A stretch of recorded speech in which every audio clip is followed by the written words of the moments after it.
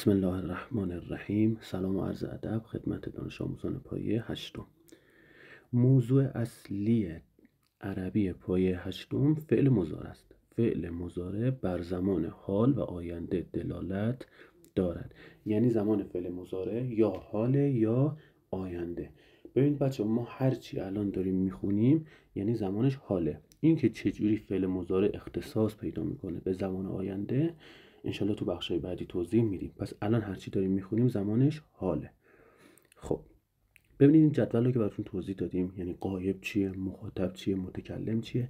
دقیقاً همینجا همونطور که ما 14 صیغه ضمیر متصل داشتیم، 14 صیغه ضمیر منفصل داشتیم، 14 صیغه هم فعل مضارع داریم. 6 تا غایب، 6 تا مخاطب، 2 تا متکلم. یذهب و یذهبان یذهبون، تذهب و تذهبان یذهبن، تذهب و تذهبان تذهبون، تذهبین تذهبان تذهبن، اذهب و نذهب. خب خیلی اینو قبلا هم گفتم بهتون دیگه، یه دونه فعل رو شما خوب حفظ کنید دیگه هر فعلی به شما بدن راحت میتونید همینجوری 14 صیغه‌شو پشت سر هم مرتب بگید. مثلا یذهب، خب از رفتن میشه میرود، یذهب. مثلا به شما میگن یشرب، یشرب و یشربانه یشربونه، تشرب و تشربانه یشربنه، تشرب و تشربانه تشربونه، تشربینه تشربانه تشربنه، اشرب و نشرب. مثلا یشرب و صیغه یکش میشه می نوشد. یا مثلا یجعل، یجعل و یجعلانه یجعلونه، تجعل و تجعلانه یجعلنه، تجعل و تجعلانه تجعلونه، تجعلینه تجعلانه تجعلنه، اجعل و نجعل. فرقی نمیکنه، قالب همونه. حالا فقط کافیه که اون مادهش رو، یعنی مثلا اینجا توی یذهبو ز و ه و ب رو میدن، میریزید توی این قالب یذهبو، یذهب و یذهبونه. ش و ر و ب رو میدن میشه یشرب و یشربانه یشربونه. یا یجعل و یجعلانه یجعلونه، یا یکتب و یکتبانه یکتبونه، تکتب و تکتبانه یکتبنه، تکتب و تکتبانه تکتبونه، تکتبینه تکتبانه تکتبنه، اکتب و نکتب. خب بچه ببینید 14 تا صیغه است، اما من یه سریش رو قرمز کردم براتون. یعنی ما توی 5 درس اول صرفا فقط با این فعلایی که رنگشون قرمز شده کار میکنیم. پس تو امتحانم فقط این صیغه، یعنی صیغه 1 4 7 10 13 و 14 توی امتحان مثلا اگر معنیش رو بخوایم فقط این صیغه، بقیه صیغه انشالله درسای بعدی. خب صیغه 1 چی بود؟ مفرد مذکر غایب، یعنی یه دونه آقایی که غایبه. یذهب می رود، ببین کی میره؟ می رود. یا آقایی که غایبه یعنی روبروی ما وای نستاده. یا مثلا میگیم یک توبو، همین صیغه 1 می نویسد، یا آقایی که غایبه می نویسد. یا یقرأ میخواند، یا آقایی که غایبه. پس صیغه 1 یه دونه آقاست که غایب هم هست. دقت هم کنید همشون با یه شروع میشه. صیغه 1 با یه شروع میشه. یشرب، یکتب، یقرأ، یذهب، یجعل، یلعب، یفهم، همشون با یه شروع میشه. یفهم یعنی میفهمد، یه دونه آقا غایبه. صیغه 4 چیه؟ تذهب. اولا دقت کنیم با ت شروع میشه. کیه؟ یه دونه خانومه که غایبه. صیغه 4 مفرد مؤنث غایبه، مفرد مؤنث غایب. مثلا تذهب میرود کی؟ یه دونه خانم، او یک زن. یا یشرب می نوشد کی؟ بازم یه دونه خانم. تکتب می نویسد کی؟ یه دونه خانم. تجعل قرار می دهد کی؟ یه دونه خانومی که غایبه. پس ببینید صیغه 1 با یه شروع میشه، یه دونه آقاست که غایبه. صیغه 4 یه دونه خانومه با ت هم شروع میشه، یعنی نشونش با ت شروع میشه، تذهب. اما صیغه 7 ببینید من دیگه نه 2 نه 3 نه 5 و نه 6 رو اصلا توضیح ندادم. چرا؟ اینا رو انشالله درسای بعدی تا درس 5 فقط با این صیغه‌ای که رنگشون رو قرمز کردم ما کار داریم. صیغه 7 دیگه از غایب اومد بیرون، شد مخاطب، یعنی تو یک آقایی که روبروی من وایسادی، مخاطب منی. تذهب میروی، یعنی تو یک آقا میروی، مفرد مذکر مخاطب. صیغه 7 پس یه دونه آقاست روبروت هم وایساده. یا تفعل انجام میدهی تو یک مرد. یا تلعب بازی میکنی. تفهم میفهمی. تشرب می نوشی. تکتب می نویسی. میبینی همش با ت شروع میشه صیغه 7، بعدم روبروته. خواستی یادت بمونه همیشه اولش یه تو بیار. تو مینویسی، تو یک مرد میروی، تو یک مرد بازی میکنی، تو یک مرد انجام میدهی. یعنی خواستی واسه اینکه اشتباه نشه با صیغه‌های دیگه اولش یه تو بیار که توی ترجمه اشتباه نکنی. کی هم همین کارا رو انجام میدی؟ همین الان. اگه دقت کنید چه صیغه یک گفتم میرود، کی همین الانه، غایبه، اینجا نیستش، اما همین الان داره میره. یا صیغه 4 اون یه دونه خانم همین الان داره میره، یعنی زمانش زمان حاله. یا صیغه 7 تو یک مرد که روبروی من وایسادی همین الان داری میری، یا همین الان مینویسی، یا همین الان مینوشی. اما صیغه 10 تذهبین، تجعلین، تکتبین، تفعلین. ببینید آخرش، اولش که همیشه با ت شروع میشه، آخرش هم با اینه، یعنی یه اونون داره آخرش. تجعلین همش اینه، یعنی همش آخرش یونون داره. تذهبین تو یک خانم، بازم مخاطبه، ببینید مفرده، مؤنث مخاطبه، تو یک خانم میروی.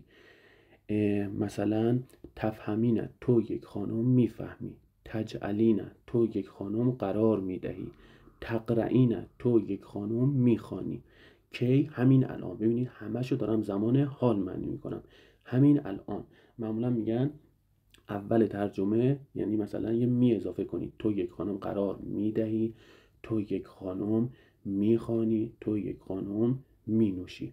این هم از صیغه 10. پس ببینید صیغه 1 نشونش با ی شروع میشه، صیغه 4 با ت، صیغه 7 هم با ت. اگه دقت کنید صیغه 4 و 7 توی لفظ عین همن، این تذهبه، اینم تذهبه، یعنی لفظشون عین همه. این که ما بدونیم که صیغه 4 یا صیغه 7 توی جمله میفهمیم. انشالله توضیحش توی بخش بعدی کامل بهتون میدم. پس تذهبه صیغه 4 و تذهبه صیغه 7 توی لفظ عین همن. باید از جای دیگه ای بفهمیم که صیغه 4 یعنی یه دونه خانومه، یا صیغه 7 یه دونه آقاه. صیغه 10 هم که شبیه هیچ کدوم نیست، صیغه 1 هم شبیه نیست، از اول با ی شروع میشه. اما صیغه 13 یه دونه مفرد. هر موقع چه خواستید ترجمه کنید اولش یه دونه من بیارید. اذهبو من میروم، اجعلو من قرار میدهم، افهمو من میفهمم. کی همین الان. همشو داریم به زمان حال، یعنی همین الان دارم این کاری انجام میدم. اگرم دقت کنید صیغه 13 همیشه با ا شروع میشه. اذهبو، اجعلو، افعلو، اکتبو، اشربو. میبینید با ا شروع میشه. یادتون باشه فعل مضارع دیدید با ا شروع میشه قطعا صیغه 13. خواستید ترجمه کنید یه دونه من بیارید اولش. اذهبو من میروم، اجعلو من قرار میدهم، اقرأو من میخوانم، اشربو من مینوشم. بس صیغه 13 همیشه با ا شروع میشه. توی ترجمه همیشه اولش یه دونه من بیارید که اشتباه نشه. من میروم، من قرار میدهم، من میخوانم.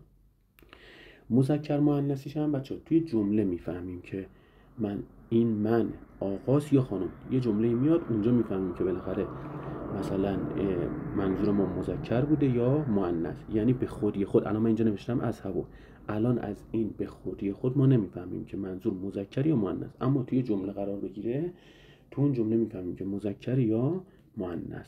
صیغه 14 نذهبو، نجعلو، نکتبو، نلعبو، نفعلو، نعملو. میبینید همشون صیغه 14 با ن شروع میشه. پس اگر فعلی دیدید، فعل مضارعی دیدید که با ن شروع شده، قطعا بدونید که صیغه 14. میبینید ما هیچ فعلی نداریم که توی این 14 تا صیغه با ن شروع شده باشه. پس ن دیدیم، صیغه 14. چجوری باید ترجمه کنیم؟ اولش ما بیارید. صیغه 13 من بود، صیغه 14 ما میرویم، ما میفهمیم، ما قرار میدهیم، ما میخوانیم، ما انجام میدهیم. کی همش همین الانه. ببینید ما همین الان میرویم، ما همین الان قرار میدهیم، ما همین الان مینوشیم، ما همین الان مینویسیم. همش ماه. پس صیغه 13 میشه من، صیغه 14 میشه ما. داریم یه کاری انجام میدیم، حالا با توجه به فعلش. پس دقت کنید ما 14 تا صیغه داریم. فقط از درس 1 تا 5 فقط با صیغه 1 یعنی یه دونه آقایی که غایبه، صیغه 4 یه دونه خانومی که غایبه، صیغه 7 تو یک آقا، صیغه 10 تو یک خانم، صیغه 13 من، صیغه 14 ما. خب یه نکته کوچیکم اینجا بگم، اونم اینه که صیغه یک ضمیر منفصلش چیه؟ هو یذهب. یه موقعی مثلا جای خالی میارم یعنی یذهب میگم براش ضمیر بیاد، میگیم ضمیر صیغه یک هو یذهب او میرود. ضمیر صیغه 4 بود تذهب هی تذهب، ضمیر منفصلش او میرود. بازم ضمیر صیغه 7 انت تذهب تو میروی.